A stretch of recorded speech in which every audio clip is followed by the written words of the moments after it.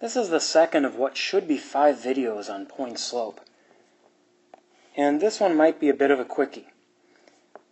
There's nothing really new here, so we're still going to go with the formula that we used last time. But there's different info. And it might seem like something's missing, but we're going to see why there's not anything missing in just a second. But to just keep it the same, we're told to write the point slope form. So let's keep practicing this formula. Y minus y sub 1 equals m times x minus x sub 1. And let's talk about this information that we have and what we don't have. So over here we have a point.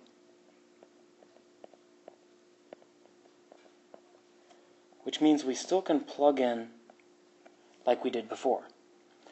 But if I scan through and I'm looking for what the slope is equal to, it seems like I'm not told what the slope is. So that little extra information is just barely hidden. So we can figure this out as long as we're thoughtful. And by thoughtful, here's what I mean.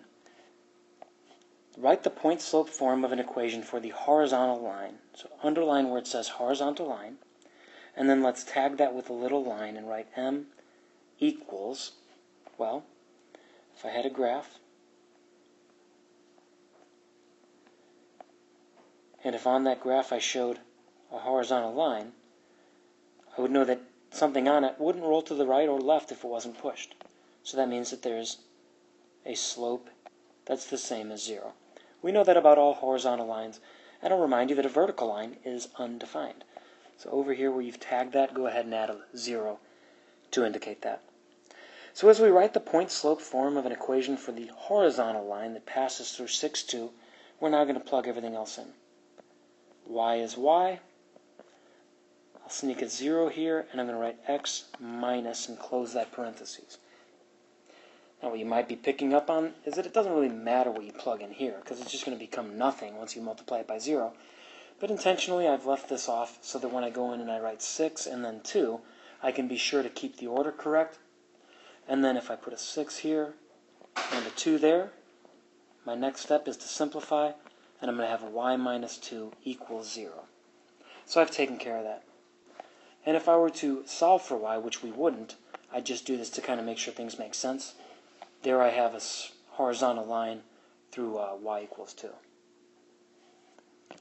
Just like the last one, this will also be an OEO problem, and in a moment I'll put the results up.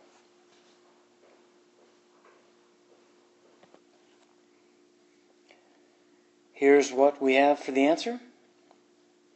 If you have anything other than y minus 4, unless I've made a glaring mistake, you'll need to fix that.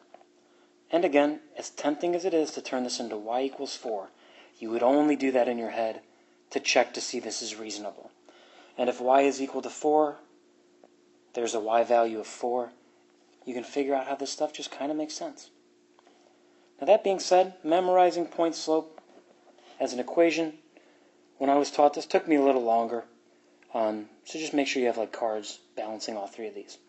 This was a quick video, so again this is video 2 out of the 5 probable videos it'll have for this.